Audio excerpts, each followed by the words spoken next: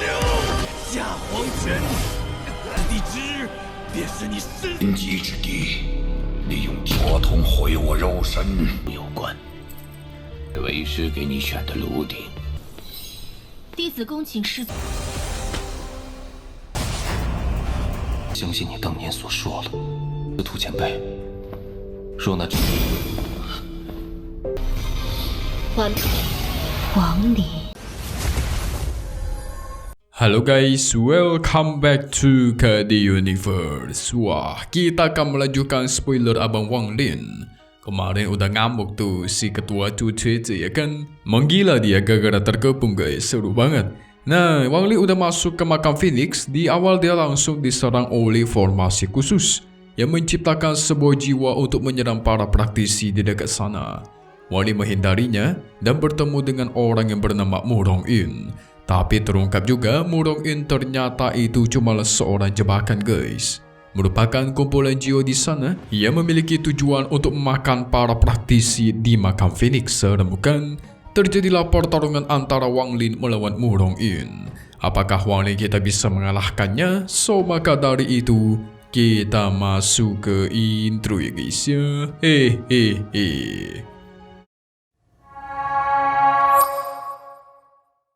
Diketahui juga ternyata makam Phoenix ini cukup aneh. Apalagi ada musuh seperti Murong In yang sangat sulit buat dihabisi guys.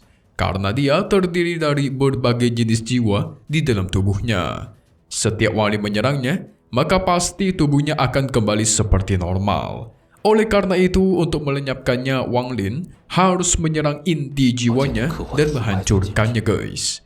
Namun pasti itu bakal sangat sulit. Apalagi Wang Lin juga tidak memiliki banyak waktu lagi. Karena kristal kultivasi planet terus melemah dan membuat makam Phoenix itu semakin runtuh.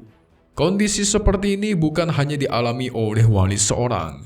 Semua praktisi yang masuk ke makam abadi duluan itu kesulitan guys mencari jiwa mereka sendiri.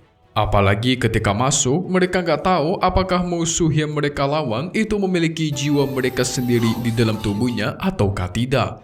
Jadi mereka nggak bisa menyerang secara sembarangan nih. Misal contoh, kita sedang melawan Murong In, tapi ternyata jiwa kita ada di dalam tubuhnya Murong In. Otomatis kita nggak bisa menghabisi dia dong, kan bingung ya guys.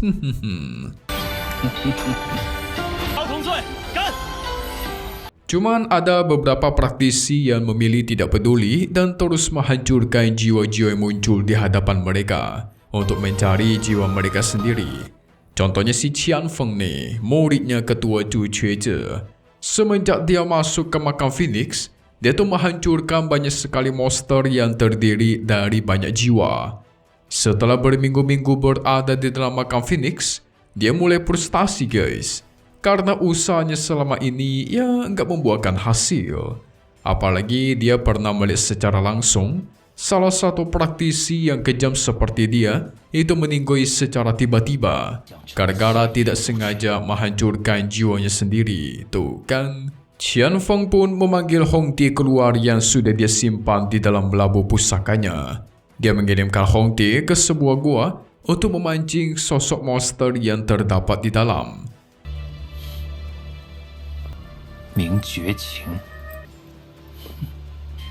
Muncullah monster raksasa dari dalam sana yang terdiri dari banyak jiwa guys. Qian Feng menyerangnya dan menghancurkannya sampai berkeping-keping. Tapi hasilnya nihil. Dia nggak bisa menemukan potongan jiwa miliknya yang entah ada di mana nih. Kita berpindah kepada Wang Lin yang akhirnya berhasil menyegel Murong In agar dirinya tidak bisa bergerak. Karena dia sudah menyadari Murong In gak bisa dihabisi, akhirnya Wang Lin memutuskan untuk menyegel Murong In menggunakan teknik penyegelan permanen jiwa. Dia berniat menyegelnya sampai pemilik jiwa yang ada di dalam inti Murong In itu meninggal secara alami guys. Jadi kalau sampai pemilik inti jiwa itu meninggal, otomatis Murong In juga meninggal.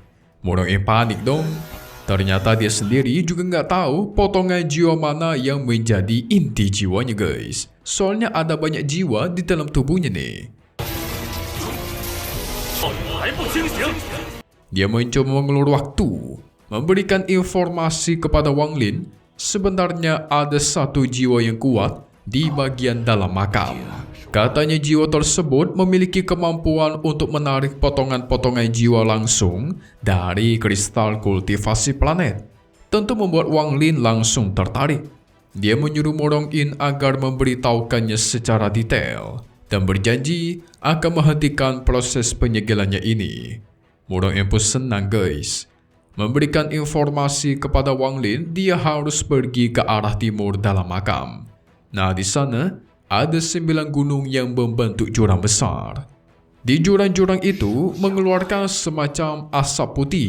Nah, cuman ada makam yang mengeluarkan asap hitam. Disitulah tempat jiwa kuatnya berada guys. 主，我们先行动身，住在第3层西方，此地危险之极。 Setelah mendapatkan informasi itu, Wang Lin melanjutkan proses penyegelannya dan bergegas pergi. Kena tipu Murong In guys. Hahaha, tetap kena segel dia.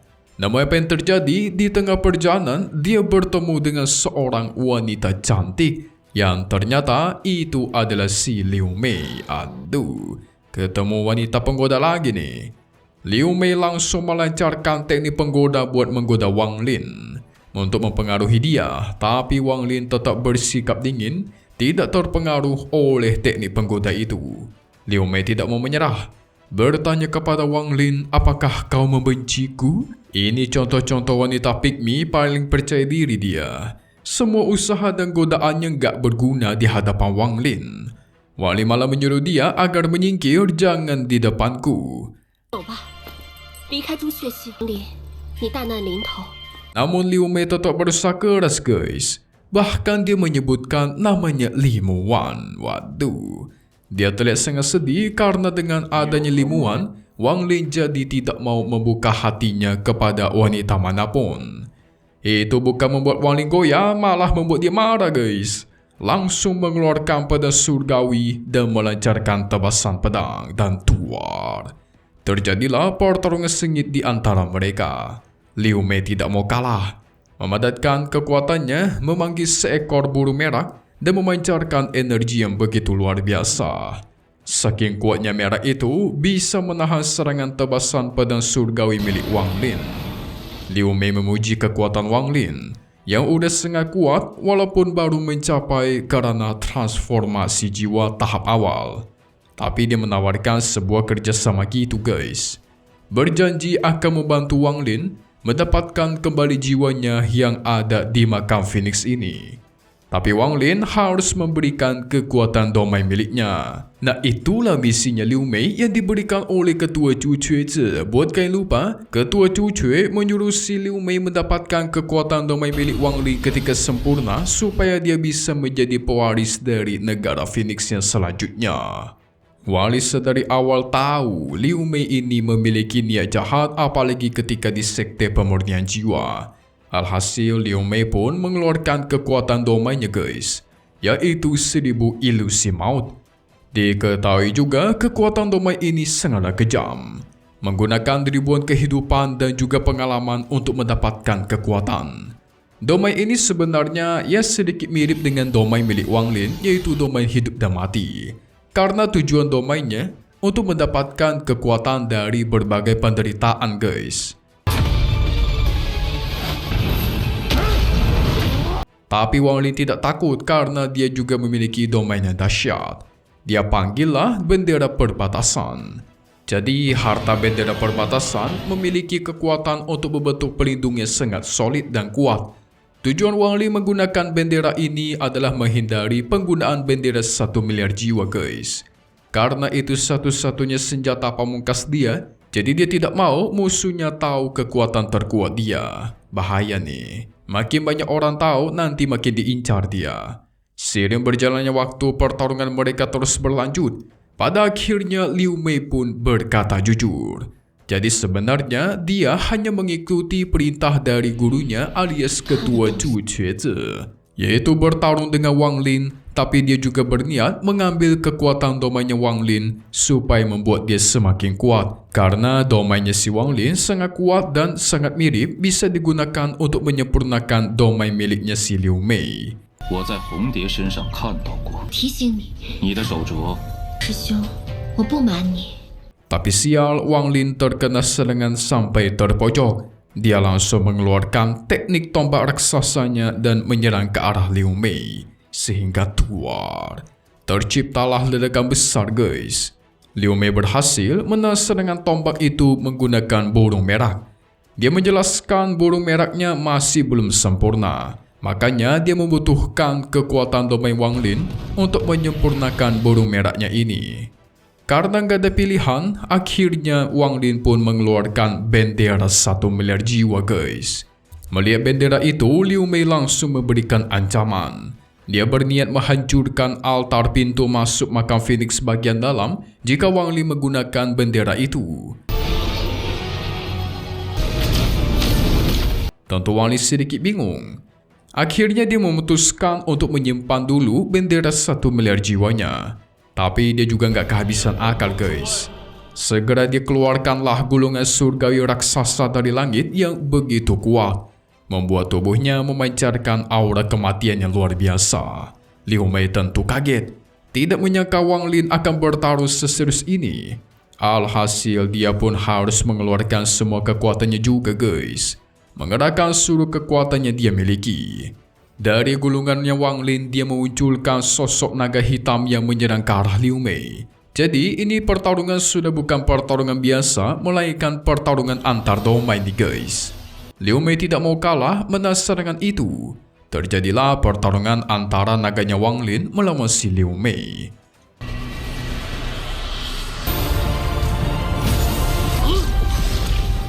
Wali menyaksikan pertarungan ini, dia mulai merenung guys. Di dalam hatinya yakin kalau semua yang hidup itu pasti akan meninggoy. Dan itu membuat dia teringat akan istrinya Li Muwan. Ternyata Wang Lin masih menyimpan satu kartu traf atau satu pamungkas, yaitu sosok wanita cantik yang bernama Mei Qi. Buat kalian lupa, Mei Qi adalah si wanita cantik yang diselamatkan Wang Lin dari salah satu hartanya leluhur klan Troll. Nah waktu itu kan Mei Qi berinkarnasi lagi dan menjadi salah satu leluhur petinggi klan Immortal. Ketika dia bertemu dengan Wang Lin, dia langsung disegel kembali ke dalam bendera jiwanya si Wang Lin guys. Alhasil Wang Lin pun mengeluarkan Mei Qi dari benderanya, menyerang domain milik Liu Mei dengan kekuatannya guys. Awalnya domain Liu Mei bisa bertahan, tapi gara-gara Mei Qi memiliki teknik penggoda yang ternyata lebih kuat daripada si Liu Mei, akhirnya si Liu Mei malah lebih goyah nih guys. Itu membuat domain milik Liu Mei mulai goyah dan membuat seluruh kekuatannya menjadi kembali seperti semula. Gak cuma itu, Liu Mei mengalami pusing kelengan dan muncullah tanda-tanda kalau Mei Qi sudah merasuki dalam tubuhnya guys. Wang Lin udah gak peduli lagi sama dia dan segera bergegas pergi melanjutkan perjalanan. Pada akhirnya, Wang Lin pergi meninggalkan Liu Mei yang sedang dirasuki oleh Mei Qi. Dia sebenarnya gak peduli sih apakah nanti Mei Qi berhasil ataukah tidak, yang penting si Wang Lin pergi aja. Karena tujuan utamanya adalah memasuki altar bagian dalam makam Phoenix, yaitu menemukan kuburan pemimpin dari generasi pertama negara Phoenix guys, dan mendapatkan kembali pecahan jiwanya yang hilang. Buat kalian lupa, pemimpin generasi pertama itu bernama Ye Ouyou, yang tidak lain gurunya si Setunan. Jadi bisa kita bilang gurunya dari gurunya Wang Lin, kayak gitu guys. Waktunya semakin mepet, dan apalagi kalian mesti ingat Toshan itu bakal segera bangkit guys. Kalian pasti lupa sama Toshan kan? Dia adalah dewa kuno yang tersegel di planet Phoenix yang sangat kuat. Saking kuatnya aja Wang Lin sampai yakin ketika dia melawan si Toshan lagi, dia pasti akan meninggoy guys. Oleh karena itu, Wang Lin harus mendapatkan jiwanya dulu dan bergegas pergi pindah ke planet lain. Takutnya Toshan bangkit, dia malah jadi incaran.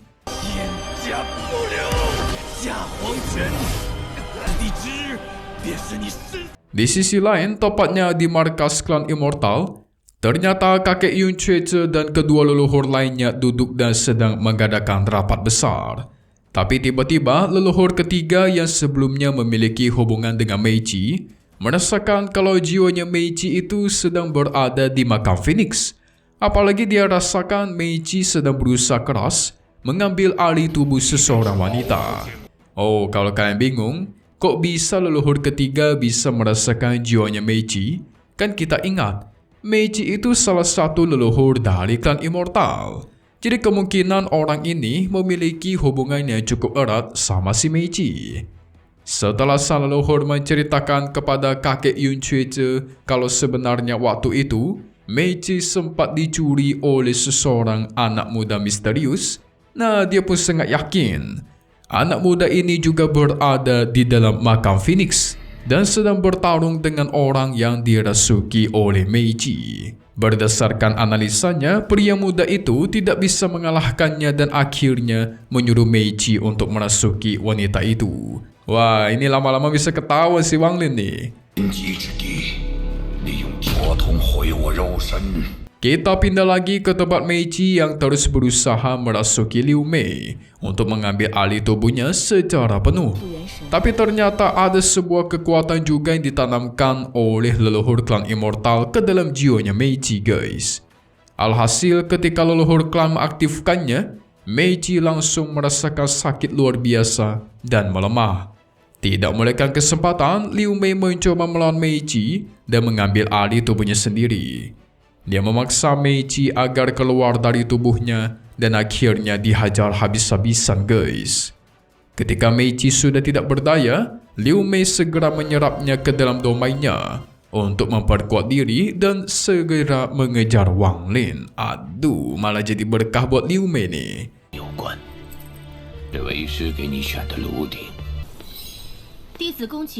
Dia bakal menyebarkan kabut merah di wilayah ini untuk mencari keberadaan jejaknya Wang Lin. Wah, kacau, malah jadi makin kuat dia, guys. Kita pindah ke sisi Wang Lin yang ternyata dia terkena kabut merah itu. Dia tahu ini bukan kabut biasa berasal dari orang kuat. Setelah diperhatikan lebih lanjut, itu adalah kabut yang berasal dari kekuatan domain milik Liu Mei. Kabut itu kuat, apalagi sekarang Liu Mei udah tambah kuat gara-gara menyerap Meiji. Dia dengan cepat bisa menyebarkan kabut merah dengan jarak puluhan ribu kilometer, guys. Kecuman itu, Liu Mei bisa bergerak bebas di dalam kabut ini, guys, seakan-akan itu wilayah dia. Sementara musuh yang terkena imbas dari kabut ini, dia harus menggunakan kekuatan spiritual untuk bertahan.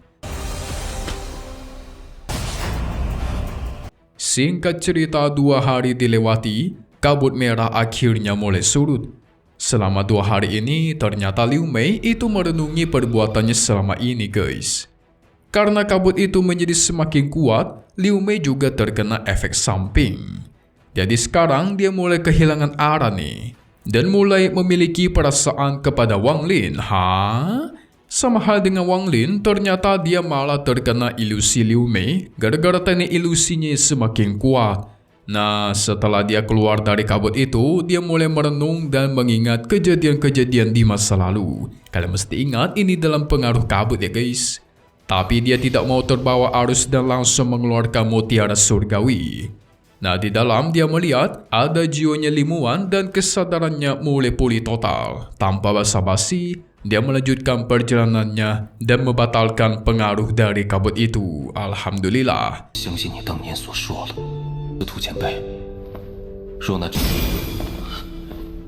Tapi dia masih bingung, guys. Tempat ini sama sekali nggak sama seperti apa yang digambarkan oleh gurunya Sethunan. Kok bisa ya? Itu ternyata gara-gara jiwa-jiwa terkumpul di sekitar ini jauh lebih kuat daripada yang dibayangkan. Apalagi jiwa kristal planet kultivasi hancur, si Wang Lin harus menggunakan satu metode darurat yang sebelumnya dikasih oleh gurunya Sethunan. Jadi sebagai jaga-jaga, si gurunya udah memberikan satu teknik nih, guys. Nah, teknik itu kemungkinan bisa menyelamatkan Wang Lin walaupun kristal kultivasi dihancurkan. Tapi teknik darurat macam apa itu ya? Kita masih belum tahu. Mimi yakin Sethunan memberikan metode itu karena dia tahu mencari jiwa di dalam makam Phoenix itu bukan hal yang mudah. Contohnya aja, udah berminggu-minggu masih nggak ada satupun praktisi, guys, yang berhasil menemukan jiwa mereka sendiri. Jadi sampai sekarang belum ada yang selamat nih, masih terus mencari jati jiwa diri mereka. Aduh, kacau ini. Bukannya selamat, malah lebih banyak yang meninggoy di dalam sana, guys. Gimana ini coba, guys? Tapi yang bikin Mimin bingung, Liu Mei malah jatuh hati sama Wang Lin ya. Sebenarnya gini guys, itu pengaruh gara-gara jiwa Meiji yang tercampur dengan kekuatan domainnya si Liu Mei. Jadi mungkin si Liu Mei itu belum cukup kuat untuk mengendalikan pikirannya gara-gara menghisap kekuatannya terlalu besar. Otomatis pikirannya pun terpengaruh.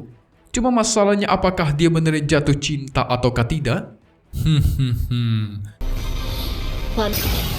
Wang Lin.